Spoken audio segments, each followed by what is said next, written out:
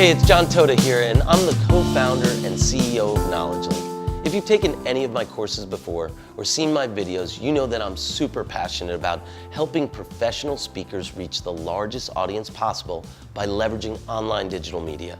If you have a great expertise and the ability to share it from the stage, then the idea of scaling your business around an always-on, 24/7 knowledge offering that just sells for you all the time is not just a dream, it's a must-have. And nowadays, there's no excuse not to do it.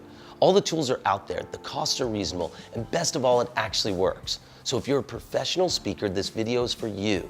You earned your subject matter expertise, discovered a unique ability to share it, and you just went out and did it. Now you deserve the opportunity to leverage that knowledge online and build a whole new audience that you didn't even know was out there.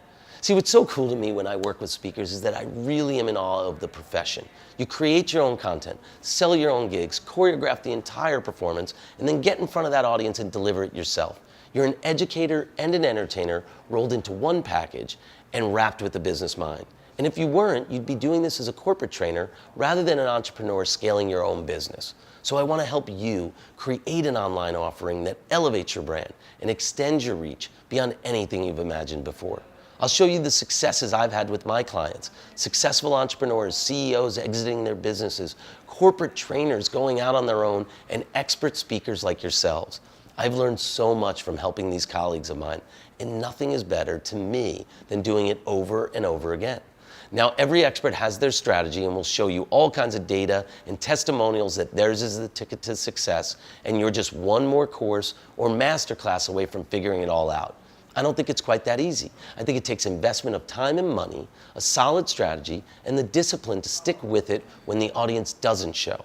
But in the end, is it all worth it? That is a question each person has to answer for themselves. Are you ready to do this? Do you have the support system around you and the resources to make it happen? This isn't about whether you want to build an online offering to complement your live work. Of course we all do, particularly if it's one that's going to generate income and create a legacy for you. But it has to be the right time for you and the right time for your market. And that's exactly where I'd like to start with each of my clients, your market. So when defining your market, we start with who is it? What do they want beyond your live offering? What will they pay for? And most importantly, where are the deep pockets in your space? And by deep pockets, I mean enterprises, big corporations and associations, the people that every professional speaker already knows and has identified as opportunities for keynotes, workshops, and seminars. Those same enterprise customers are the anchors of your digital knowledge model as well. In my world, you don't scale a stable online knowledge business without at least one anchor client, and ideally more. Now, of course, there's other ways to do it, but my belief is that with the right system in place, you can appeal to these big ticket buyers and build the reliable foundation that your model needs. And later in my course, I'm also going to show you exactly how valuable these big names and the data they provide can be to all of your ongoing promotions. And that's where strip malls and shopping centers come in. The way I see it, you want your online business to look more like a shopping center than a strip mall if you want to appeal to enterprise buyers, or what the retail world calls big box stores. Very simply, a strip mall, as you can see here, is an open-air shopping mall in a convenient location where the stores are arranged in a row with the sidewalk in front and some parking. On the other hand, a shopping center, or what a lot of us just refer to as the mall, is an experience. It's entertainment along with the shopping, and the mall itself is bigger than any one store, even their anchors. The large complex interconnects the retail stores with walkways for easy access, with more elaborate entryways to the big box stores. They provide sophisticated architecture and first-class maintenance to cater to the best retailers out there. The better the services, the more businesses will want to locate there.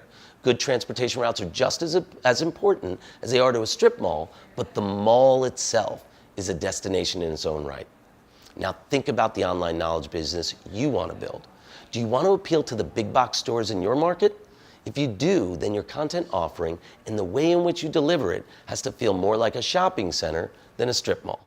So let's see where this comes into play in these three important areas, which I'll dive deeper into later.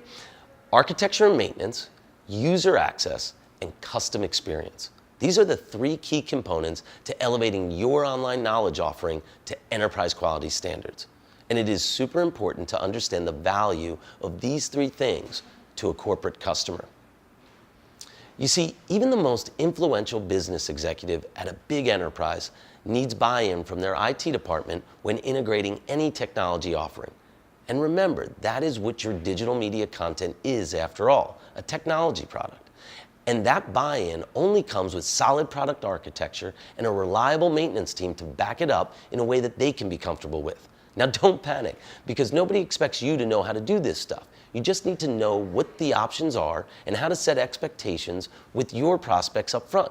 Finding the right partners to implement it is another topic, but I'll give you a great resource guide later on that will map this out for you. Next is user access, and this means the way these end consumers of your content will actually view your media. Is it through deep links within their own learning management systems, emails distributed through your platform, or will they simply enter through your own front door?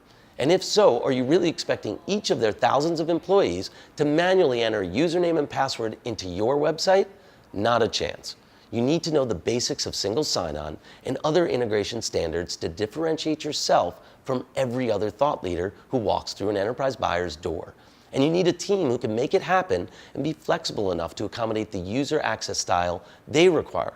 Because again, you don't call the shots here, the enterprise does. But you will sell more if you are the easiest expert to integrate. And finally, custom experience is all about branding your content and site to look and feel like it's their site. Because in a perfect world, your enterprise customer can reskin your knowledge and expertise to look like it's their own. After all, that's the value proposition you represent to them.